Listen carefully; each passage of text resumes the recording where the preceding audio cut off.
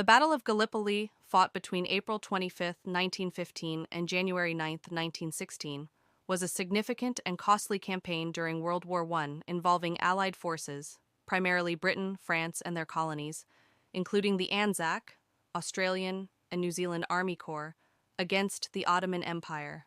The goal of the Gallipoli campaign was to capture the Dardanelles Strait, which would secure a sea route to Russia, an important ally of the Allies. By taking control of the strait, the Allies hoped to weaken the Ottoman Empire, support Russia, and potentially open a new front against the Central Powers. The campaign began with a failed naval assault in February 1915, where Allied warships attempting to force their way through the Dardanelles were repelled by Ottoman defenses, including mines and artillery. After this failure, the Allies decided to launch an amphibious invasion of the Gallipoli Peninsula. On April 25, 1915, the invasion began with landings at multiple points, including the key beach at Anzac Cove, where the Australian and New Zealand forces encountered strong resistance from the Ottoman troops, commanded by Mustafa Kemal, later Ataturk. The initial landings were supposed to be quick and decisive, but the difficult terrain, fortified Ottoman positions, and fierce Turkish resistance turned the battle into a brutal stalemate. The Allies, hoping to advance quickly, found themselves trapped in a war of attrition, with neither side able to gain a decisive advantage. The Allies faced extreme hardships, including scorching heat, disease, and inadequate supplies. Both sides dug in, resulting in grueling trench warfare that mirrored the Western Front.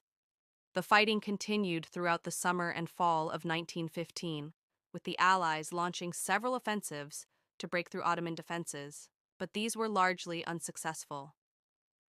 The campaign, meant to be a swift victory, became a prolonged struggle, with heavy casualties on both sides. By the time winter approached, the Allies, realizing they could not achieve their objectives, began to consider withdrawal. The campaign's failure had severe consequences.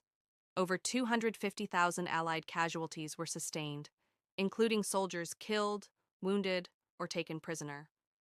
The Ottoman forces, while suffering heavy losses, were able to hold their ground and defend the peninsula. The failed invasion had profound political ramifications for the Allies, particularly for Winston Churchill, who was a strong advocate for the campaign and was later forced to resign from his position as First Lord of the Admiralty due to its failure. However, for the Ottoman Empire, Gallipoli marked a turning point. Mustafa Kemal's leadership during the battle elevated his status as a national hero.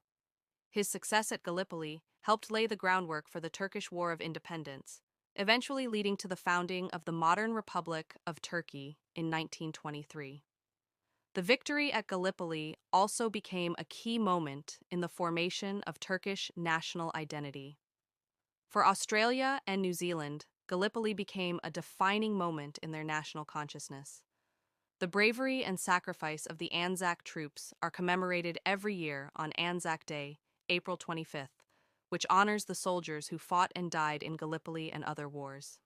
The campaign's impact on these countries' identities cannot be overstated, and Anzac Day has become a symbol of national pride, resilience, and remembrance. In conclusion, the Gallipoli campaign remains a significant and tragic chapter in World War I history. Though a failure for the Allies, it was a crucial moment in shaping the history of Turkey, Australia, and New Zealand.